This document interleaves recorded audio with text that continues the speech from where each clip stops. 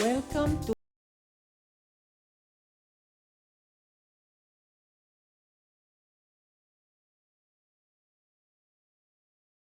araw dito sa Toronto. Unang araw, titikman natin yung kanilang mga traditional flavors na pagkain. So, tingnan natin yung tinatawag nilang putin. Yun muna yung ating titikman. Welcome to Toronto, Canada. Nandito tayo sa train station. Kabababa lang galing sa airport. Yan, haggard. Pagod. Galing sa Europe. Okay. Ciao, ciao. Ayan, pagbaba ng airport, syempre, diretso kami sa hotel. Meron naman na kaming shuttle from airport to hotel. Malapit lang dito sa airport. So, syempre, magsi-city tour tayo dito sa Toronto, Canada. City tour tayo para malaman natin kung ano yung kanilang mga tourist attractions. Ayan. So, enjoy guys. Pero yung ating unang araw ng city tour, umulan. Ayan. Ulan ng ulan. Pero nandito tayo sa hop on, hop off.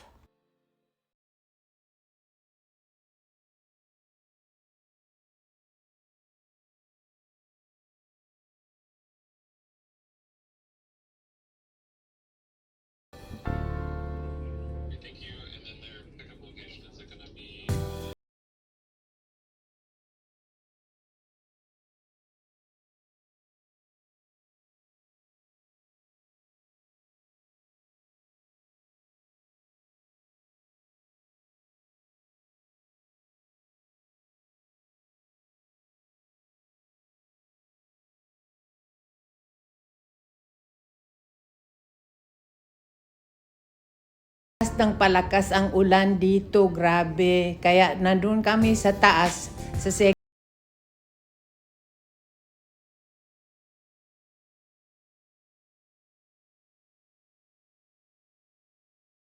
ayan, maganda naman ngayon ng panahon sa hapon.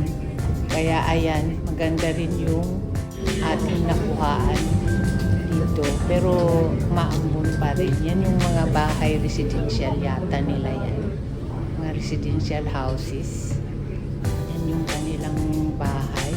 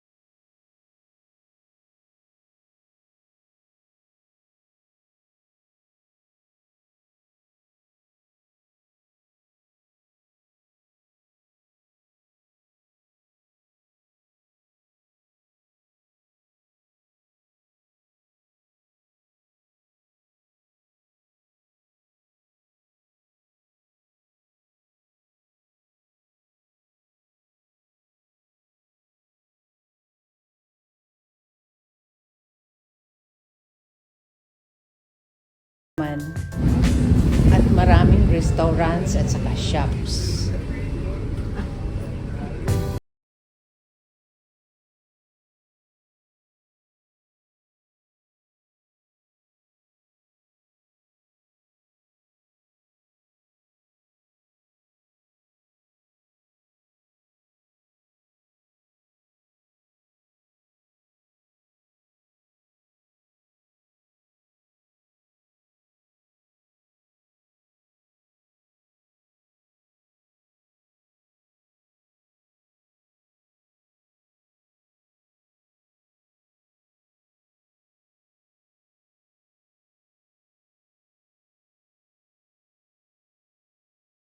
Ang city dito sa Toronto, parang pinaghalo ng Old Town at saka Uptown.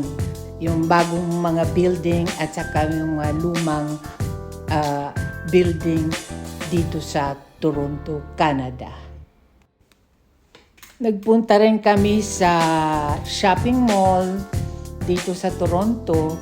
Yung pala malapit lang to sa tinitirhan ng aking pinsan at mga kaibigan sa aking probinsya sa Pilipinas.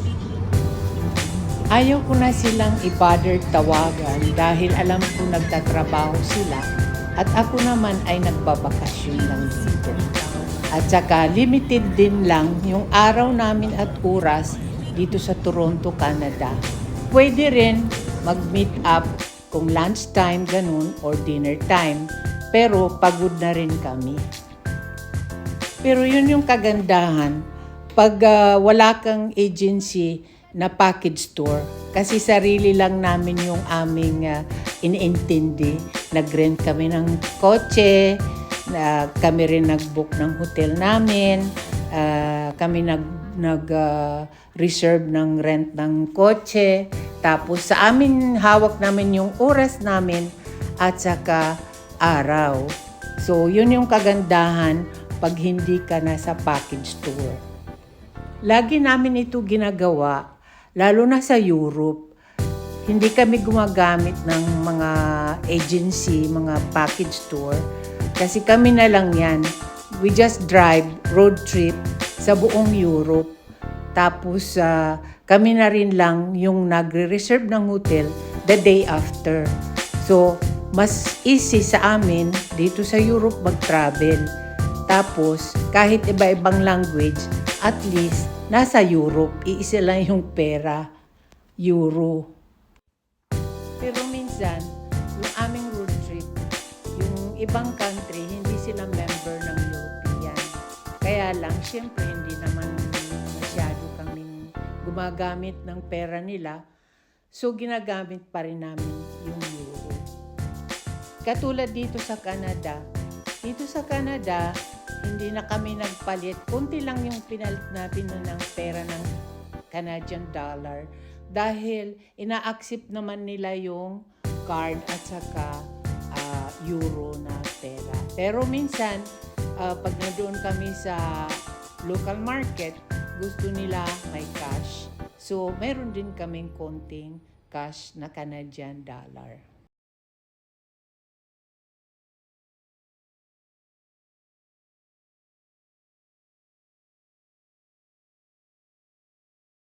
Bagong discover namin na town, na city dito sa Toronto, Canada.